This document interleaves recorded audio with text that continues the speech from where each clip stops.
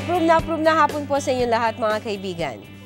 Ako si Elaine Fuentes. Ngayong hapon, minsan pa inaanyayahan ko po kayong samahan nyo kaming muli at tulungan kayo. Sama-sama nating tuklasin ang mga pamamaraan tungo sa mga palatuntunan, proyekto o programa ng gobyerno, maging ng mga pribadong ahensya at organisasyon na sadyang ginawa po naman para sa ating kapakinabangan.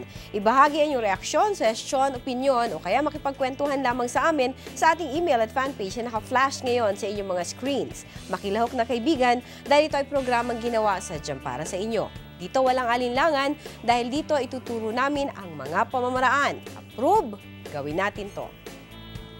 Lahat tayo kapag ipinanganganak ay mayroong mga challenges na automatic built-in na dapat nating kaharapin. Pero there are instances na mayroong extra special na challenge na ibinibigay sa atin.